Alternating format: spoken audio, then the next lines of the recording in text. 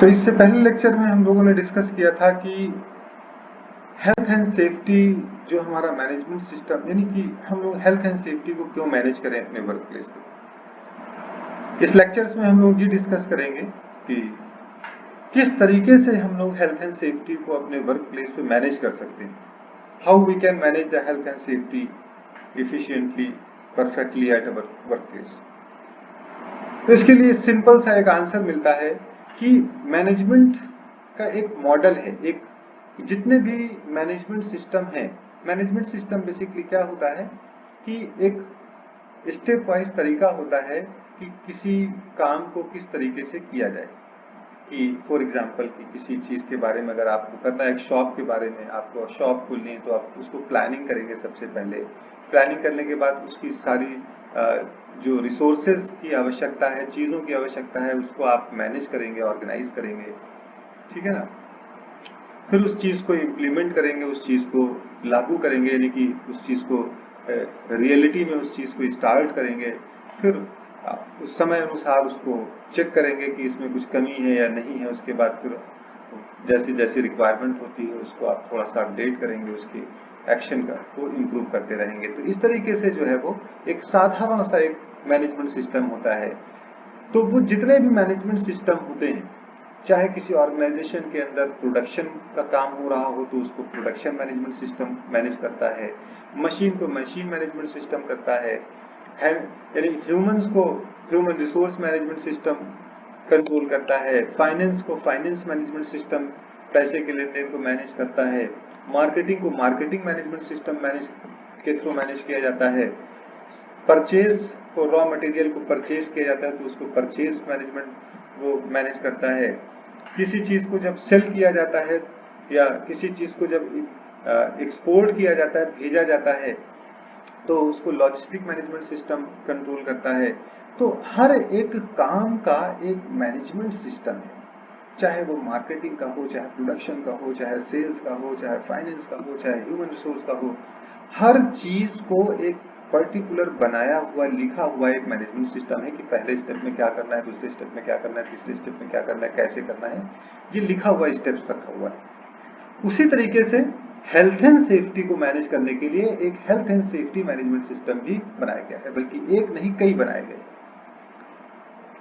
लेकिन इंपॉर्टेंट बात यह है कि जितने भी मैनेजमेंट सिस्टम हैं उनकी अगर बैकबोन देखा जाए, रीढ़ की हड्डी जो है, यानी मेन जो चीज है, जो जिसके ऊपर उसका स्ट्रक्चर बना हुआ है सारे मैनेजमेंट सिस्टम का, जिसके ऊपर स्टार्ट हुआ मैनेजमेंट सिस्टम, जो एक स्ट्रक्चर बनाया गया था, उसको हम लोग डेमिंग साइकिल कहते हैं। डेमिंग साइकिल यहाँ पर आप देख सकते हैं, DEMING, डेमिंग साइकिल, डेमिंग का चक्र कहा जाता है।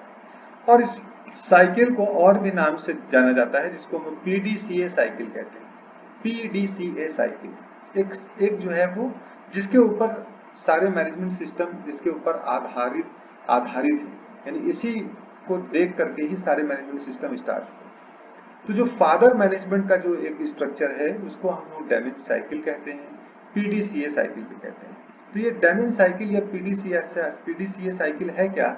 इसमें कहा गया है ये 4 इंपॉर्टेंट पार्ट होते हैं किसी भी मैनेजमेंट सिस्टम के। सबसे पहला इंपॉर्टेंट पार्ट होता है P से होता है, P स्टैंड फॉर प्लान। कुछ भी करना है तो आप प्लान करिए, सबसे पहले बैठिए और सोचिए, विचार करिए, लोगों को जोड़िए, साथ में बैठ करके एक मीटिंग करिए। तो प्लानिंग बहुत इंपॉर्टेंट चीज है। कुछ भी आप अगर हेल्थ एंड सेफ्टी को मैनेज करने की बात कर रहे हैं अपने वर्क प्लेस पे, तो उसके बारे में आपको प्लान करना पड़ेगा बैठ करके। अगर आप प्रोडक्शन को बढ़ाना चाहते हैं तो आपको प्रोडक्शन, उसके लिए भी आपको प्लान करना पड़ेगा। फाइनेंस की बात करेंगे, हर एक काम, जो भी मैनेजमेंट सिस्टम वर्ल्ड वाइड जितने भी काम के लिए मैनेजमेंट सिस्टम चल रहा है, सारे के सारे मैनेजमेंट सिस्टम को स्टार्ट करने के लिए आपको सबसे पहले क्या करना पड़ेगा? प्लान करना पड़ेगा। तो अगर हेल्थ एंड सेफ्टी की बात कर रहे हैं कि हमको एक कंस्ट्रक्शन साइट का एक सेफ्टी ऑफिसर बनाया गया, वहां पर बिल्कुल भी सेफ्टी इससे पहले थी ही नहीं। आप ही पहले पर्सन सिलेक्ट हुए हैं जो जिसकी रिस्पॉन्सिबिलिटी दी गई है कि जो चीजें नहीं है और जो हेल्थ एंड सेफ्टी की चीजें होनी चाहिए इस साइट के ऊपर, वो सारी चीजें आप स्टार्ट करिए। तो आप सबसे पहले क्या करेंगे? सबसे पहले तो प्लान करेंगे, आप प्लानिंग करेंगे बैठ के। कि किसी भी चीज को करना है तो कैसे करना है। अब जैसे कुछ इंपॉर्टेंट चीजें आगे हम इससे पहले हम लोगों ने डिस्कस भी किया था कि जैसे सेफ सिस्टम ऑफ वर्क, तो सेफ सिस्टम ऑफ वर्क के बारे में प्लान करना पड़ेगा आपको, है ना। उसके बाद प्लानिंग में ही लिखा जाएगा कितने लोगों की आवश्यकता होगी, उनकी क्वालिफिकेशन क्या होनी चाहिए। फिर उसके बाद ट्रेनिंग की बात आएगी कि ट्रेनिंग प्रोवाइड करना है, तो ट्रेनिंग के रिगार्डिंग प्लान करेंगे आप कि कौन ट्रेनिंग देगा, कितने दिन की ट्रेनिंग देगा, किसको किसको ट्रेनिंग में पार्टिसिपेट करवाया जाएगा, उसका असेसमेंट इवैल्यूएशन कैसे चेक करेंगे कि ठीक हो रही है, इंप्रूवमेंट हो रहा है कि इंप्रूवमेंट नहीं हो रहा है, इन चीजों को कैसे चेक करेंगे, उसकी प्लानिंग करेंगे। पर्सनल प्रोटेक्टिव इक्विपमेंट्स को सारे वर्कर्स को पहनाना है, तो उसके लिए भी प्लान करना पड़ेगा कि कितने क्या क्या इक्विपमेंट्स की रिक्वायरमेंट है। ऊंचाई पे काम होना है तो फुल बॉडी हार्नेस होनी चाहिए, हेलमेट होना चाहिए, शूज होना चाहिए, ग्लव्स होना चाहिए, स्पेक्टिकल होना चाहिए।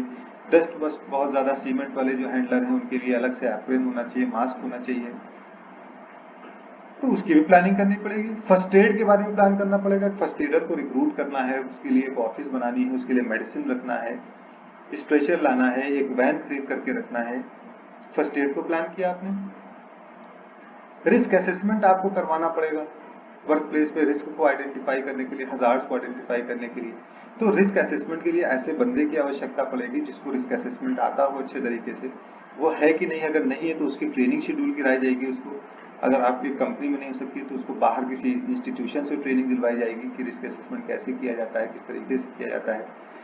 कुछ डॉक्यूमेंट्स को जिसके ऊपर इसका असेसमेंट करना है उसको प्लान करना पड़ेगा कि वो प्रिंट होकर के वो फॉर्म हमारे पास होने चाहिए, सीक्वेंस नंबर, सीरियल नंबर के साथ में, डेटाबेस के साथ में हमारे पास।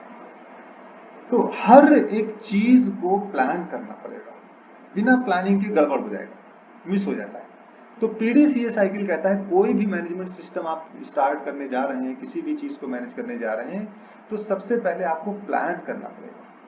जो चीजें आपने प्लान की हैं, अब जैसे हेल्थ एंड सेफ्टी की बात करते हैं तो हम लोग पॉलिसी को बनाते हैं। पॉलिसी क्या होती है आगे हम लोग डिस्कस करेंगे पॉलिसी के बारे में।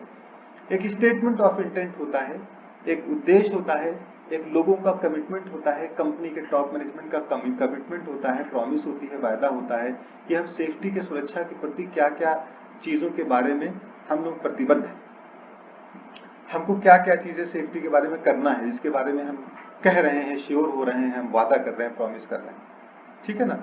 तो policy is a statement of intent made by the top management. एक टॉप मैनेजमेंट होता है, जो टॉप मैनेजमेंट के ही बंदे उसको बनाते हैं, ताकि ये पता चले, शो करने के लिए कि भाई जो हेल्थ एंड सेफ्टी की बातें हैं, जो नीचे हमारे सुपरवाइजर हैं, सेफ्टी ऑफिसर हैं, इंजीनियर, जो ये बातें सारे वर्कर्स और सिविल इंजीनियर, तो मैकेनिकल और इलेक्ट्रिकल इंजीनियर से जो खड़े होकर बातें कह रहे हैं, इसका पालन करना पड़ेगा, इसको फॉलो करना पड़ेगा। नहीं करेंगे क्योंकि ये ऊपर से ऑर्डर आया है, ये मेरा कमिटमेंट नहीं है, मेरे वर्ड्स नहीं है, बल्कि ये हेल्थ एंड सेफ्टी को फॉलो करने का जो रूल्स है वो ऊपर से बनाया गया है टॉप मैनेजमेंट से। तो पॉलिसी को प्लान करना पड़ेगा, पॉलिसी को लिखना पड़ेगा, पॉलिसी को सारी साइट के ऊपर लगाना पड़ेगा। पॉलिसी के बारे में पढ़ेंगे तो आगे देखेंगे पॉलिसी में 3 पार्ट होते हैं, general statement of organizational section, है ना। तो इसमें अलग अलग सेक्शन 3 अलग अलग पार्ट होते हैं, उसको बाद में डिस्कस करते हैं हम लोग। तो पॉलिसी को प्लान करेंगे हम लोग। फिर उसके बाद जब प्लानिंग हो जाएगी, सारी चीजें, पॉलिसी को प्लान कर लिया, या ट्रेनिंग को प्लान कर लिया, या पीपीएस के बारे में प्लानिंग कर ली हमने, रिस्क असेसमेंट के बारे में प्लानिंग कर लिया, जितने भी काम थे ना, ऑडिट है, ऑडिट के बारे में प्लानिंग कर लिया, सब कुछ प्लान कर लिया पहले हमने। प्लान जो किया है उसको अब लागू करना पड़ेगा, इंप्लीमेंट करना पड़ेगा। जो प्लान, सिर्फ प्लान करने से तो हेल्थ एंड सेफ्टी यानी सेफ्टी का रूल्स रेगुलेशन साइट पे नहीं फॉलो हो सकता है ना, सिर्फ प्लानिंग करके बैठ जाए कागज पे, नहीं हो सकता है। प्लान करने के बाद उस चीज को लागू करना पड़ेगा, इंप्लीमेंट करना पड़ेगा, इन्फोर्स करना पड़ेगा। तो दूसरा स्टेप आता है पीडी का मतलब होता है, पीडीसीएस का मतलब डू। डू मतलब करना, अब करो, जो प्लान किया है उसको करो। क्या क्या प्लान किया था, जितनी भी चीजें प्लान की थी, रिस्क की प्रोफाइलिंग करनी थी आपको, रिस्क पूरा जितनी भी वर्क प्लेस, पूरा वर्क प्लेस के ऊपर जहां जहां पर भी हजार्ड है सबको आइडेंटिफाई करना था, सारे रिस्क को प्रोफाइल करना था। प्रोफाइल का मतलब सारे रिस्क को एस्टिमेट कर लेना था, इवेल्यूट कर लेना था, कितना है, कितना अधिक है, कितना कम करना है। उस चीज को आप सबसे पहले क्या करेंगे, जो इम्प्लीमेंट करेंगे। फिर डू में ही ऑर्गेनाइज करेंगे चीजों को, सारी चीजों को सुव्यवस्थित तरीके से लाएंगे हम। प्लान तो कर लिया था कि रिस्क असेसमेंट कराना है, तो रिस्क असेसमेंट के लिए एक बंदा होना चाहिए, तो हम हायर करना पड़ेगा, नहीं है तो एक बंदे को ट्रेन करा करके रेडी करेंगे। फॉर्मेट हमारे पास रिस्क असेसमेंट के होने चाहिए, एक टीम होनी चाहिए, वो टीम नॉलेज होनी चाहिए, सबको भेजना पड़ेगा सारे काम के लिए। तो ऑर्गेनाइज करना पड़ेगा, जो भी चीजें प्लान की हैं वो सारी चीजें रिस्क प्रोफाइलिंग करिए, ऑर्गेनाइज करिए सारी चीजें, फिर इम्प्लीमेंट करिए। डू का मतलब क्या, इम्प्लीमेंट करिए। सारी चीजें आपने प्लान कर ली, प्लान करने के बाद उसको सारी चीजें आपने अरेंज कर ली, उसका अरेंजमेंट कर लिया, अब अरेंजमेंट करने के बाद उस चीज को लागू कर दिए। भाई आपने ऐसा तो नहीं कि प्लानिंग क्या ट्रेनिंग कराना है, आपने कहा ठीक है, ऑर्गेनाइज भी कर लिया सारी चीजें, भाई ट्रेनर भी आपने हायर कर लिया है, मटेरियल भी ले लिया है, बंदों को भी खाली कर लिया है, समय निकाल लिया है, उसको ट्रेनिंग रूम में भेजना है, ट्रेनिंग रूम भी बना दिया है, सारी चीजें रेडी कर दी हैं। तो अब इसको इम्प्लीमेंट भी तो करना पड़ेगा, ऐसा तो नहीं कि बस खाली प्लान करके और सारी चीजें छोड़ दिया हो गया, नहीं, अब उस चीज को इम्प्लीमेंट करना पड़ेगा। ये भी डू में ही आता है, ठीक है ना। तो प्लान, डू, फिर जब डू मतलब कर दिया, चाहे वो रिस्क असेसमेंट है, चाहे ट्रेनिंग है, चाहे वो कुछ भी काम, पीपीएस पहनाना है, जितनी भी चीज, रिस्क असेसमेंट हो गया, ऑडिट हो गया, जितनी भी चीजें, जो चीजें आपने इंप्लीमेंट कर दी है, कर दिया है, उसको आपको चेक करना पड़ेगा। अगर चेक नहीं करेंगे तो परफॉर्मेंस मेजरमेंट कैसे पता चलेगा कि पहले ठीक था और अच्छा हुआ है कि खराब हो गया है। तो परफॉर्मेंस को कैलकुलेट करने के लिए, परफॉर्मेंस को देखने के लिए कि अच्छा हुआ है कि खराब हुआ है, बढ़ा है कि घटा है, परफॉर्मेंस कैसी हुई है, इसके लिए आपको चेक करना पड़ेगा। तो पीडीसी, प्लान किया, डू किया, फिर चेक किया। फिर चेक करने के बाद सिर्फ चेक करके रख लिया तो इससे काम नहीं चलेगा ना, कि चेक किया तो पता चला ट्रेनिंग में कोई इंप्रूवमेंट नहीं आया, कोई इंप्रूवमेंट ही नहीं है। जो जैसे वर्कर को जो पहले नॉलेज थी 10 वर्कर की, वैसे ही रिस्क असेसमेंट वाले को हमने बुलाया था कि इनको रिस्क असेसमेंट सिखा देना। जब हमने उसको चेक किया, एक फीडबैक फॉर्म भरा, उसके बाद एक छोटा सा एग्जामिनेशन लिया अपने अपने एम्प्लॉय का कि हाँ हजार्ड क्या होता है, तो पता चला उनको हजार्ड की डेफिनेशन ही क्लियर नहीं। तो इसके मतलब क्या है कि इनके अंदर कोई इंप्रूवमेंट नहीं आया। तो चेक करने के बाद एक्शन फॉर इंप्रूवमेंट करना पड़ेगा। तो आपको पता करना पड़ेगा कि ये क्यों ऐसा हुआ, लूप पॉइंट कहाँ है। तो आपने इन्वेस्टिगेट किया, तो ये पता चला कि जो ट्रेनर है वो साउथ इंडियन है और वो इंग्लिश ज्यादा अच्छा जानता है, हिंदी बिल्कुल नहीं जानता है बहुत ही। और जो ट्रेनिंग के लिए जो आप बंदे भेजे थे वो सब हिंदी मीडियम थे, उनको और दूसरी लैंग्वेज ही नहीं आती थी। तो वहां पर एक लैंग्वेज बैरियर थी, जिसकी वजह से क्या हुआ कि उनके अंदर कोई सुधार नहीं हुआ, कोई नॉलेज की इंक्रीमेंट नहीं हुई उनके अंदर, ठीक है ना। तो पीडीसीए साइकिल इसी तरीके से काम करती है, और इसी पीडीसीए साइकिल के ऊपर पूरा का पूरा मैनेजमेंट सिस्टम जितना भी वर्ल्ड वाइड दुनिया में चल रहा है, जितने भी मैनेजमेंट सिस्टम, वो सारे के सारे मैनेजमेंट सिस्टम पे इसी के आधार पर बने हुए हैं। पीडीसीए साइकिल, जिसको हम लोग डेमिंग साइकिल भी कहते हैं, ठीक है ना, पीडीसीए साइकिल भी कहते हैं, plan do check act cycle भी कहते हैं, ठीक है। आगे बढ़ते हैं। जैसा कि अभी हम लोगों ने देखा कि वही चीज है कि प्लान का मतलब क्या होता है, सेटिंग, टारगेट सेट करिए, प्लान करिए, how it can be achieve, कैसे अचीव कर सकते हैं उसको, इसके लिए सोचिए, बैठिए, लिखिए, नोट डाउन कर लिए। डू का मतलब होता है this involves implementing the plan, systematically जो आपने प्लान किया उसको इंप्लीमेंट करिए। चेक का मतलब होता है टारगेट को, आप जो टारगेट सेट किया था उसको आप एक बार मेजर करिए, एक बार नापिए, एक बार तौलिए, एक बार चेक करिए, देखिए कुछ इंप्रूवमेंट है कि नहीं, अगर नहीं है तो उसके रीजंस को फाइंड आउट करिए और उसके ऊपर एक्शन फॉर इंप्रूवमेंट लिखिए। अच्छा, उसी पीडीसीए साइकिल के ऊपर above cycle is used in creating management system like, उसी पीडीसीए साइकिल, डेमिंग साइकिल या पीडीसीए साइकिल के आधार पे ही बहुत से मैनेजमेंट सिस्टम बनाए गए।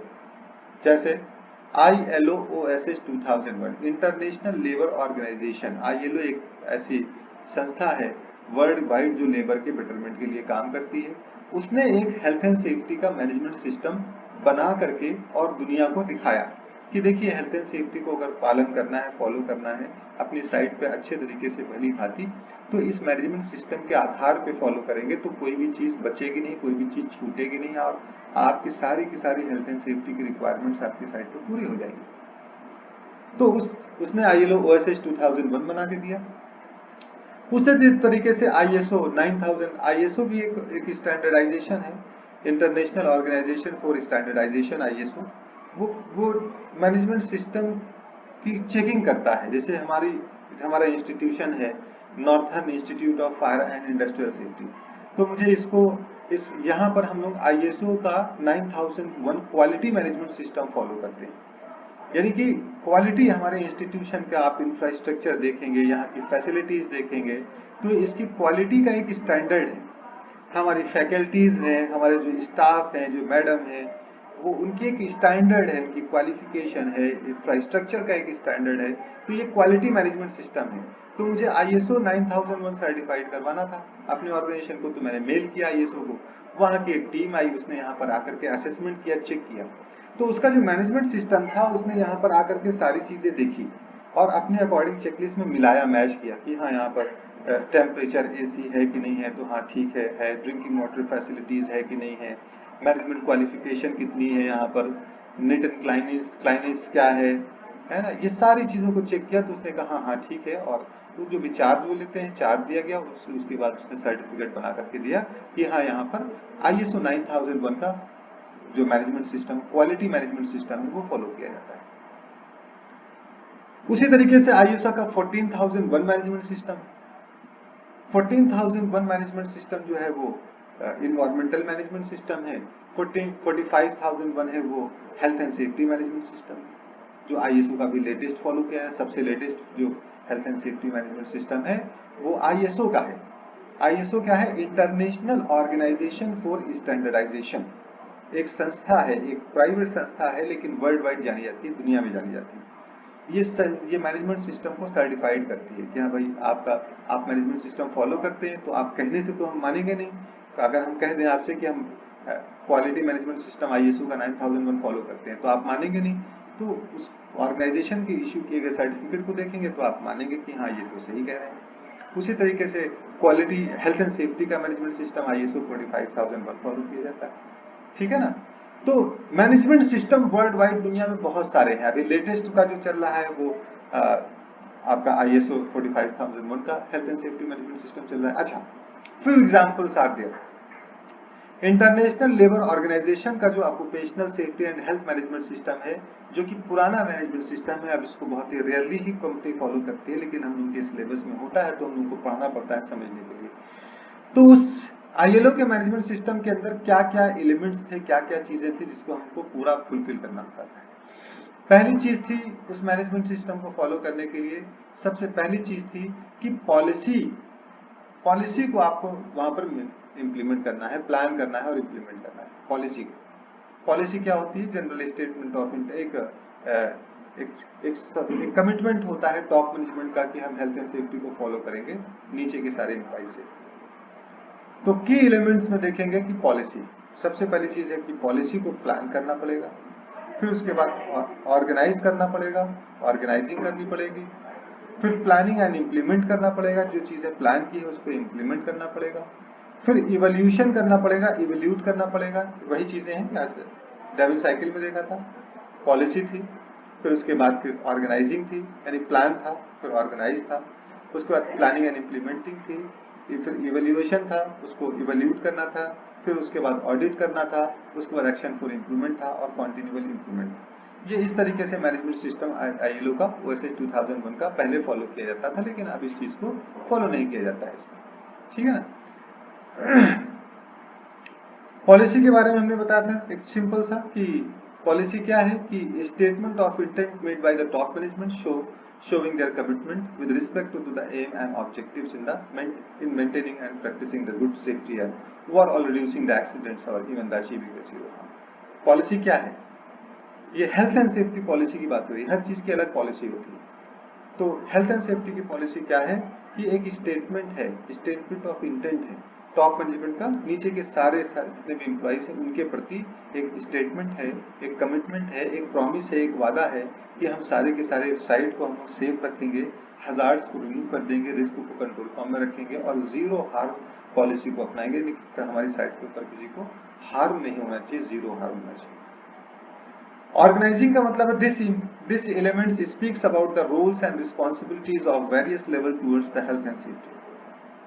ऑर्गेनाइजिंग में क्या होता है कि जितने भी एलिमेंट्स हैं इसमें रोल्स एंड रिस्पॉन्सिबिलिटीज को बताया जाता है, जो चीजें हम लोगों ने प्लान की हैं उस चीज को ऑर्गेनाइज करने के बारे में बताया जाता है कि भाई एक मैनेजिंग डायरेक्टर के रूल्स रिस्पॉन्सिबिलिटीज क्या हैं, एक सेफ्टी ऑफिसर के रूल्स रिस्पॉन्सिबिलिटीज क्या हैं, डेलीगेशन ऑफ अथॉरिटीज होती हैं, कम्युनिकेशन का एक चैनल होता है जो कि ऑर्गेनाइजिंग में बताया जाता है, ऑर्गेनाइजिंग सेक्शन में बताया जाता है।